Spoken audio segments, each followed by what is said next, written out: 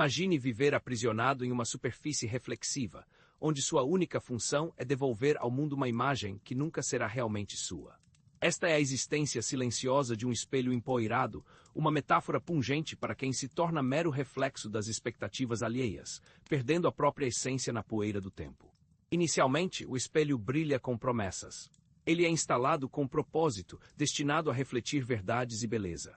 Sua moldura é um convite, sua superfície um portal de descobertas.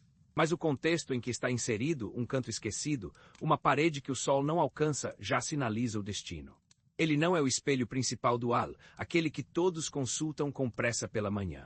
Está no corredor lateral, no quarto de visitas, testemunhando a vida de forma secundária, um objeto de passagem, não de permanência.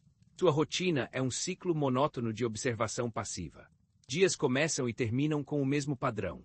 A luz fraca da manhã que revela um pouco mais da poeira acumulada, os passos rápidos de alguém que passa sem olhar, a sombra do crepúsculo que esconde seus defeitos.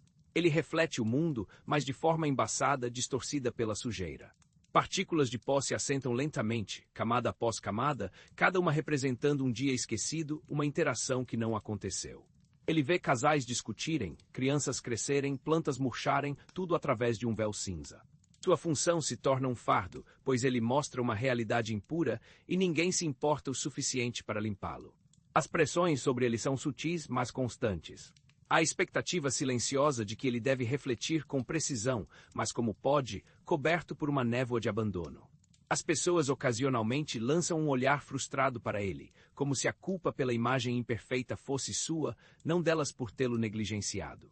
Ele sente o peso de não ser o que era, de falhar em seu propósito fundamental sem ter cometido nenhum erro próprio. A pressão vem também de dentro, uma autocobrança para se manter útil, para um dia talvez ser redescoberto e limpo, mesmo quando a esperança é mínima. O lado invisível dessa existência é onde reside a verdadeira tragédia. Por trás do vidro há uma estrutura que sustenta, que lembra o potencial perdido. Ele guarda memórias de um tempo em que refletia rostos com clareza, em que era parte ativa da rotina da casa. Agora testemunha a vida de forma enviesada, vendo fragmentos de histórias que nunca se completam. A poeira não é apenas sujeira, é uma barreira física e emocional que o isola, criando um abismo entre ele e o mundo que deveria conectar. Ele se torna um observador solitário, cuja visão é constantemente censurada por uma camada de esquecimento. A queda é um processo lento e doloroso.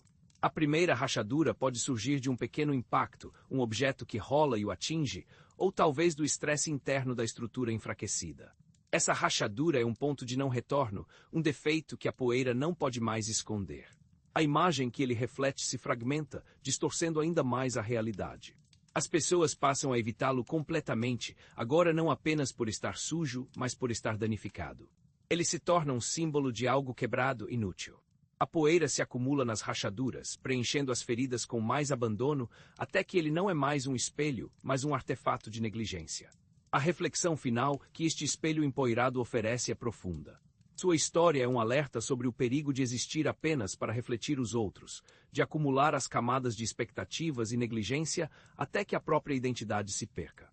Ele nos faz questionar: quantos de nós vivemos como espelhos empoeirados, presos em funções que nos definem, mas que nos cobrem com a poeira do cansaço e do desinteresse? A verdadeira tragédia não é a poeira ou as rachaduras, mas a resignação silenciosa, a aceitação de que esta é a única existência possível. A lição é clara. Um espelho, para cumprir seu propósito, precisa ser cuidado, assim como uma vida precisa de autenticidade para não se tornar um mero reflexo embaçado do que os outros desejam ver.